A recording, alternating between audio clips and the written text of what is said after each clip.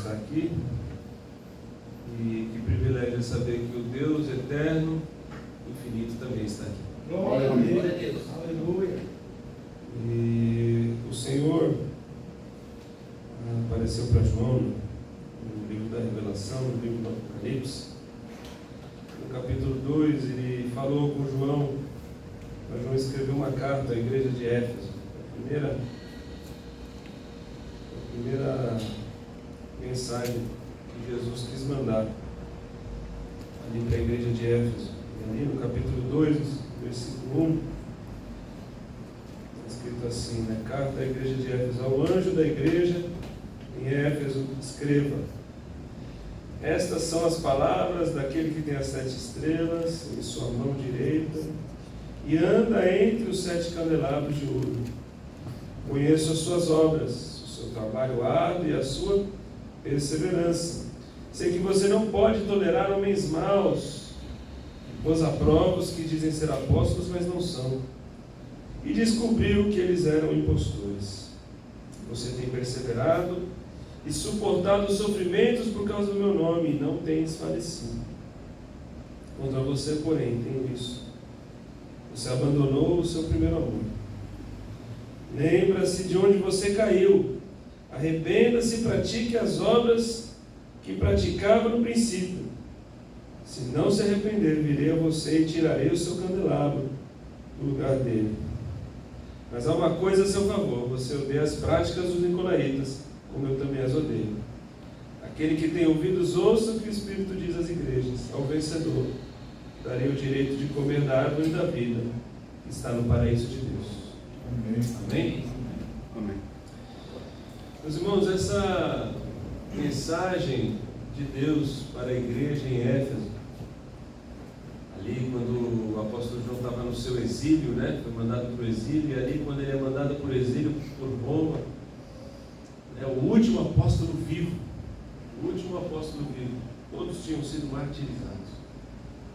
E ali o imperador romano exila João, e quando ele se torna um exilado, então de repente, quando se fecha as portas aqui no mundo para João, abre-se a porta do céu para ele, para escrever o último livro, né, que compõe a palavra de Deus, né? E é interessante essa mensagem, meus irmãos, porque é uma igreja que era boa, né? Uma igreja boa. É interessante porque a mensagem de Deus para a igreja em Éfeso é uma mensagem que ressoa os nossos corações até os dias de hoje, né? Aqui nós vemos uma igreja que é teologicamente, que é doutrinariamente, que no seu conhecimento de Deus, no seu ensino, eles até põem à prova quem não é verdadeiramente de Deus. Eles colocaram, né, como é falado aqui, né, os nicolaítas à prova, né, os falsos apóstolos à prova. E isso é importantíssimo. Isso é importantíssimo. Você vê como Jesus exalta isso na igreja de Éfeso. Uma igreja doutrinariamente correta, né, que não aceita mentira na palavra de Deus, não aceita a falsidade na palavra de Deus, não aceita que a palavra de Deus seja adulterada, né? Como estava sendo adulterada ali em várias igrejas, né, onde se levantavam falsos apóstolos, onde se levantavam falsas doutrinas, né? Onde se levantavam pessoas que diziam estar acima da palavra de Deus, e eles então puseram a prova e provaram que essas pessoas eram impostores. Então Jesus, ele faz questão de dizer: olha, eu valorizo isso, eu valorizo isso. E eu penso ser hoje, para os nossos dias, fundamental a gente lembrar do elogio de Jesus a essa igreja, porque é verdade, meus irmãos, nós estamos cercados, infelizmente, de falsos apóstolos. Nós estamos cercados de, como diz aqui, nicolaítas, né? A prática dos nicolaítas. Quem são esses nicolaítas, né? Pessoas que defendiam algumas práticas judaicas, né? Judaizantes, né? Na época lá de João. Mas nos dias de hoje a gente pode pensar não somente nos falsos apóstolos, mas a gente pode pensar pessoas que tomam para si o direito que é somente de Deus, tomam para si o direito que é somente de Deus, de abençoar, né? De trazer a bênção, de ungir, de cuidar, né? Então, meus irmãos, é muito importante a gente se lembrar, né, que Deus se agrada de pessoas e de uma igreja, né, que se mantém pura, né, na sua doutrina, no seu ensino, né, e não se deturpa, né, e não vai atrás de falsos profetas, e não vai atrás de falsas revelações, e principalmente não vai atrás de ídolos, né, porque por trás de todas essas coisas existe idolatria, seja de homens, idolatria seja de igrejas, idolatria seja de que for, de fama, de poder, por trás tem idolatria. Deus se agrada de quem não vai atrás de falsos ídolos, de falsos deuses. Então esse é o elogio feito à igreja de Éfeso. Agora existe uma outra parte também importante, né, que Jesus repreende na igreja de Éfeso, que diz, né, contra você, porém, eu tenho isto: você abandonou o seu primeiro amor. Você abandonou o seu primeiro amor. É interessante, a gente, um hino muito famoso, né? Ficou famoso nas igrejas, um louvor, né? Uma música composta pelo Rambanhão, né? Eu quero voltar ao primeiro amor. Ficou famoso, né? Esse cântico ficou famoso, né, pela banda, Rambanhão. Toca-se hoje muito nas igrejas, né? E é importante a gente pensar sobre isso, né? Que primeiro amor é esse? Que primeiro amor é esse que as pessoas lá de Éfeso começaram e depois perderam, né? Porque é interessante, fala que eles eram perseverantes, né? Que eles trabalhavam muito, né? Conheço as suas obras, o seu trabalho árduo e a sua perseverança. Eles estavam suportando até mesmo perseguição por causa do nome de Jesus. Mas é interessante, irmãos, você imagina só uma igreja suportando perseguição, dura perseguição. Meus irmãos, você imagina, o apóstolo João, que era... É até interessante, né, Jesus falar sobre a igreja de Éfeso, porque a igreja de Éfeso era pastoreada por João. Foi a primeira igreja. E Jesus falou, então você manda para a igreja de Éfeso, né? A igreja que ele cuidava.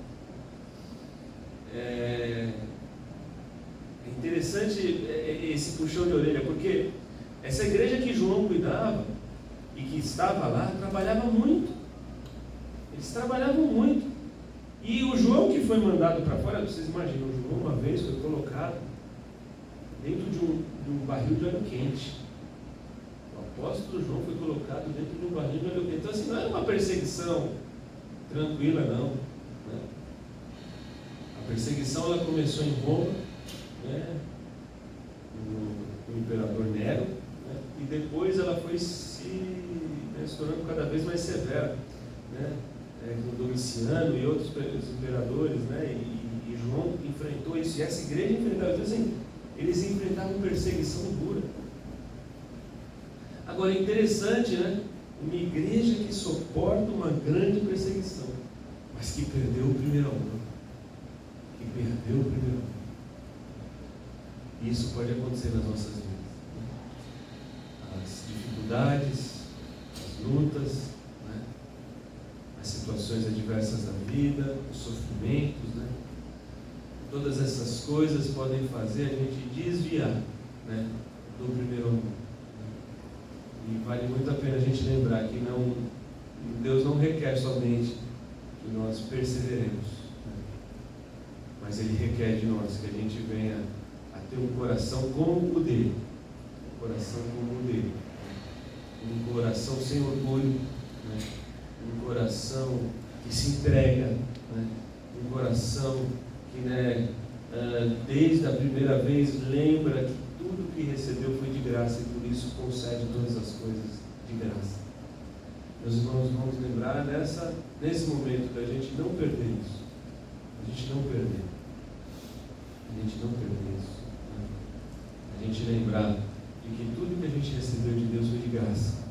E ainda que a gente tenha perseverado, ainda que a gente tenha lutado, ainda que a gente esteja no ministério, esteja muito difícil, tudo é graça. Tudo é graça. Tudo. E se nós fizermos alguma coisa que a gente possa falar como o apóstolo Paulo, se eu fiz, não porque eu fiz, mas foi porque a graça de Deus estava sobre mim.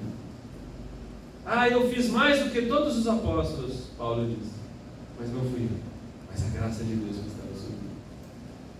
Que a gente possa dizer dessa maneira: eu fiz um monte de coisa, mas não fui eu que fiz, foi a graça de Deus. E nós estamos aqui quase 3 anos de oração, mas não foi nós que oramos aqui 3 anos, mas foi a graça de Deus que esteve conosco. E nós estamos tanto tempo na presença de Deus, mas não foi nós, foi a graça de Deus. E aliás, se não fosse o amor de Deus, nem aqui nós estaríamos no mundo perdidos, afastados, né? E nem a nossa família tinha sido alcançada pelo amor de Deus, e nem eu teria sido alcançado pelo amor de Deus, nada teria acontecido. Mas a gente tem que lembrar esse amor que está nos nossos corações. E eu quero convidar você a voltar para esse amor, nessa hora, nesse momento. E eu tenho certeza que nessa perspectiva a gente vai ser abençoado. Nós vamos ser abençoados. Então, se você quer voltar para esse primeiro amor comigo hoje, vamos orar. Ora comigo agora, né?